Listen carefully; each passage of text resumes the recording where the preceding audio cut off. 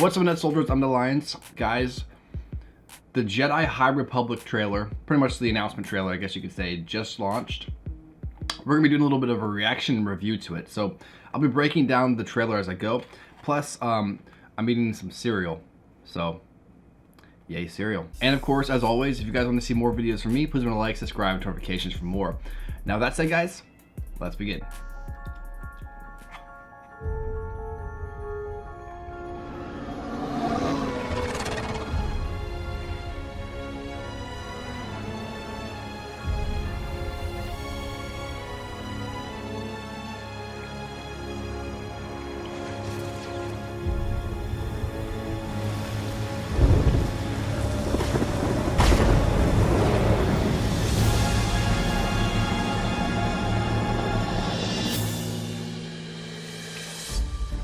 We're finding ourselves at a very exciting moment with the Skywalker saga coming to an end.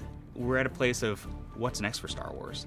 One of the things we've always done is be able to use our franchise platforms to explore the creative potential in the Star Wars galaxy. And so what if publishing was more of an incubation place and bring in great talent and just let their imaginations run free?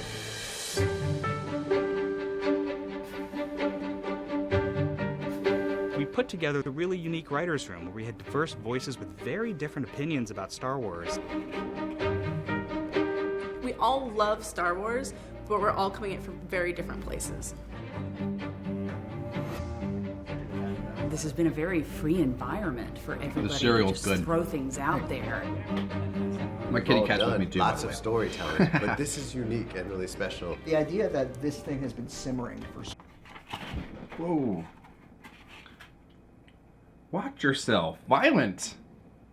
Almost spilled my cereal. The secret history of the galaxy. Yep, that goes way back to the beginning of Star Wars. we gave them cutie, essentially though. That's okay. a blank slate. What would you like to tell? For over 1,000 generations, the Jedi Knights were the guardians of peace and justice.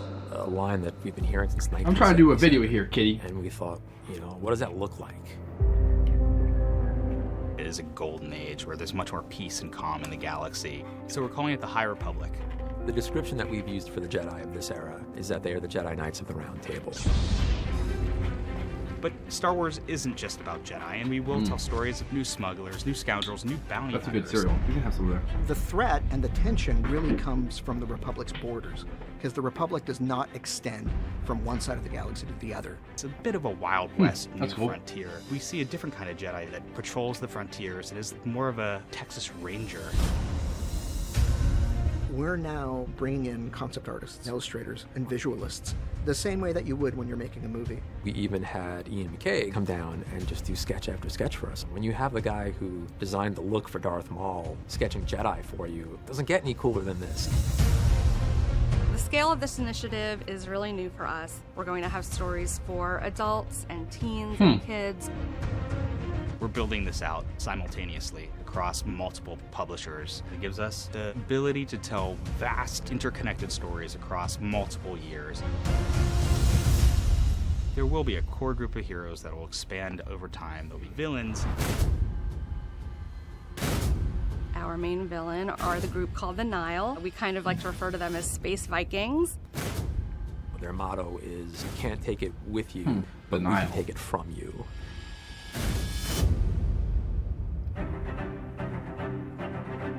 Our story starts with what we're calling the Great Disaster. It wouldn't be Star Wars without adventure. And there's definitely a series of events that will spin the galaxy into a dangerous new direction, and it'll give the opportunity for heroes to rise up.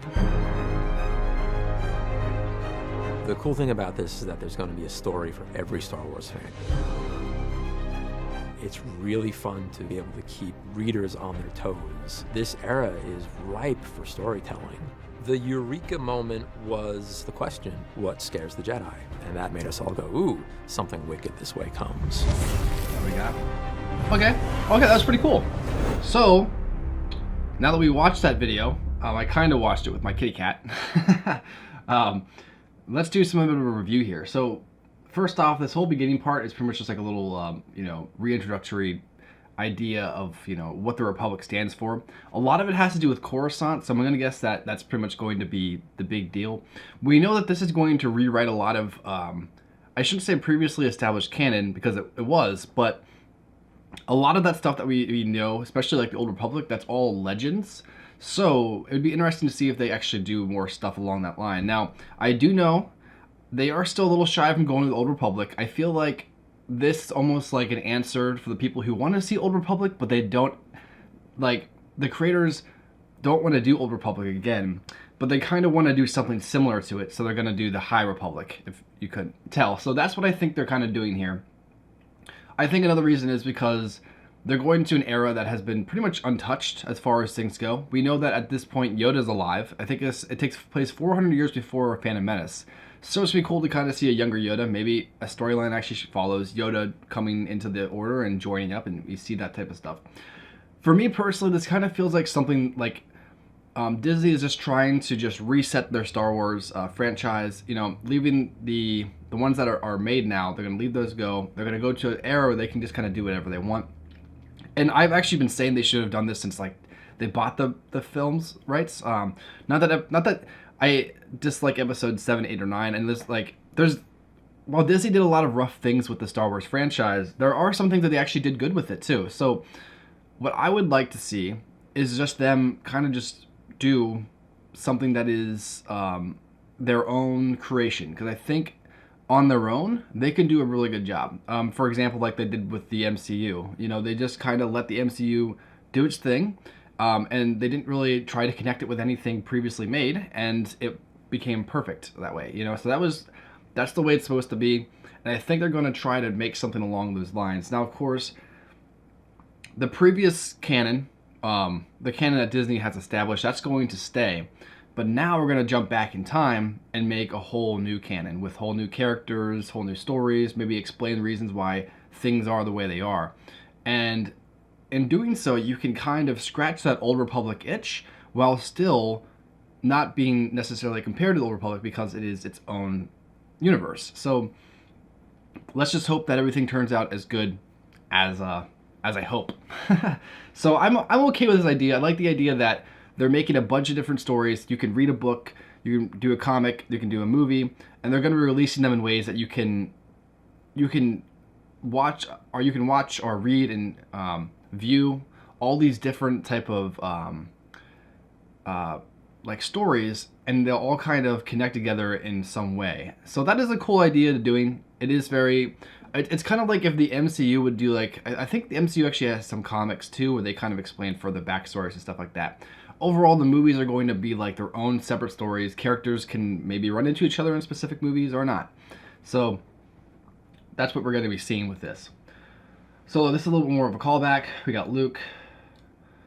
And then this is what they're talking about. Okay, so this is James Wan. He's talking about how Disney has really transformed the way that you view Star Wars. They made a lot of the older canon stuff legends, took it out of the universe altogether.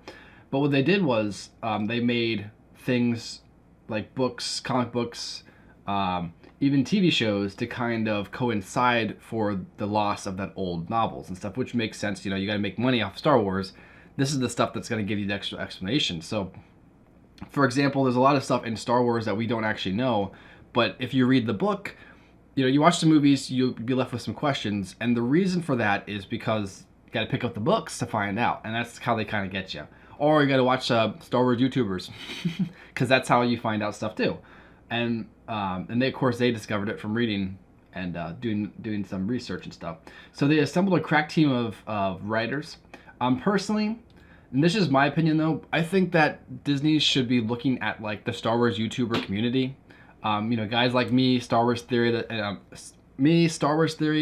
guys who do other type of like Star Wars fan fictions that people have, you know, shown to like. Just kind of get us all together, and we could make an amazing universe. And we'd probably do it for a lot cheaper than these guys. I'm just saying.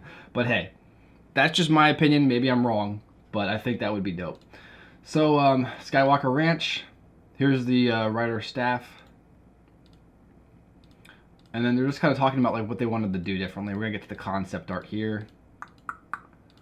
How they want to change it up. Okay. So this is explanation on like, you know, the Jedi. Okay. So this is the first picture of the concept art that I noticed, and I like this because look at the lightsaber that this one gentleman has. The second guy to the left. Look at the lightsaber. It has like a little cross guard. I like that. I think it's interesting. It almost seems like it doesn't actually have like lightsabers can't come out of the side of those like you'd see with Kylo's lightsaber, but maybe they can. You know, it's gonna be interesting to kind of see this whole new universe and where they're gonna take a lot of this stuff, because with George Lucas's Star Wars, he was much more pulled back as far as, you know, lightsaber colors especially, but also like the way things were designed. There was more of a practical design to things, which made sense.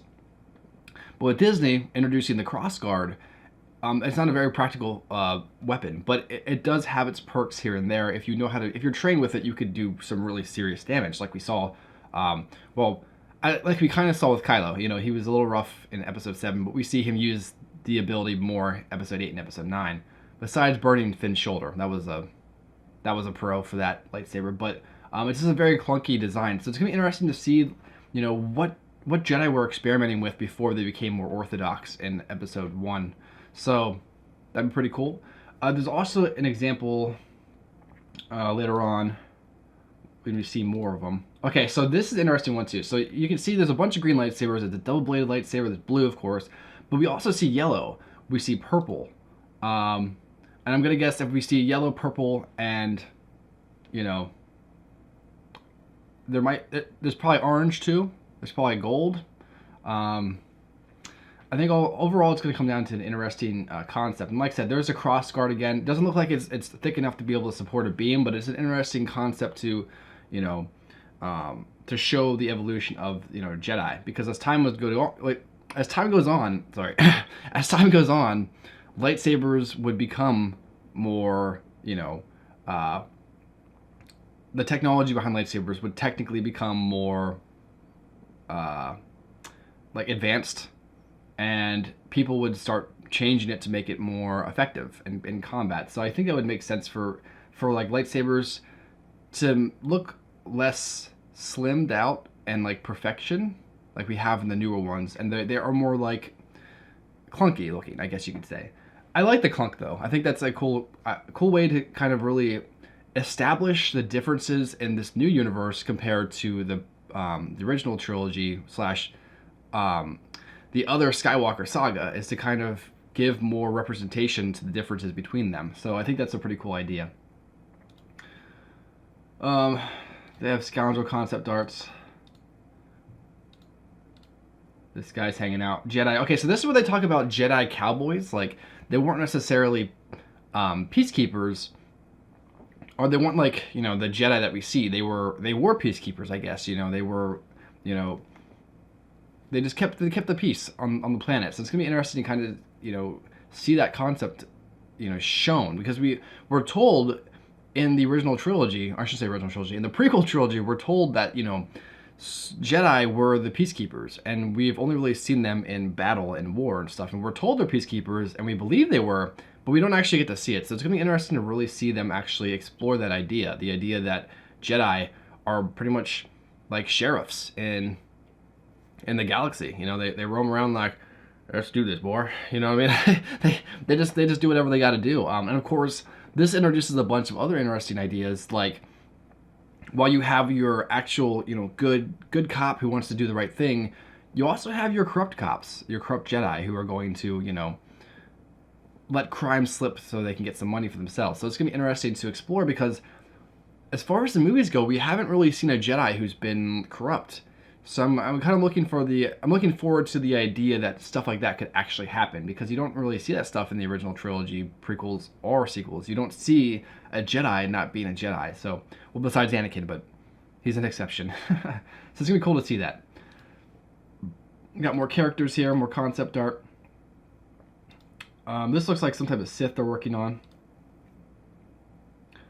If you look right here on the concept art, there's actually a Yoda face. So, maybe they are thinking about making Yoda in the story.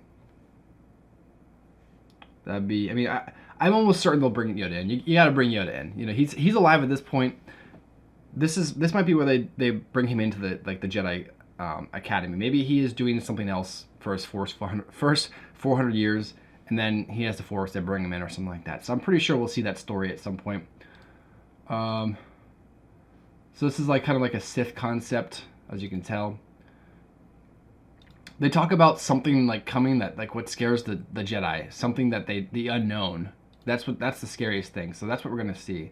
Now this is of course all the different type of media outlets that are going to be releasing different type of books, comic books, TV shows, movies. You know, that's what you're gonna be getting. The writer's room, they're putting together a cohesive story. So I think the reason why they have like 30 people writing the story now is because of the backlash of the sequel trilogy. It is not something that like, people know. The sequel trilogy is pretty much put together because money. They rushed the first film and they didn't even have the second or third film planned. They just kind of were like, they put their trust in one person and then they put their trust in another person and they came back to the first person. And it was a mess. And I always say this in my videos, but the best thing about the sequel trilogies, regardless of if you like it or if you hate it, the best part about it is we'll never see a trilogy like it. And I'm not saying that it's we'll never see a crappy trilogy. I'm not saying something like that. I mean like the fact that they just jumped headstrong into it and they didn't actually think about the whole concept of what they were actually trying to produce before doing it. And you can tell that from the narrative in the actual films. They're doing this to make sure that the Star Wars universe, the new one they are establishing, is as cohesive as possible. So you don't have situations like Palpatine being Snoke out of nowhere, even though the last films didn't set that up at all. You won't have that again. So that is a good thing, and I'm hoping that they can keep it together. So let's just hope. Here we go. We got more Jedi concept art here.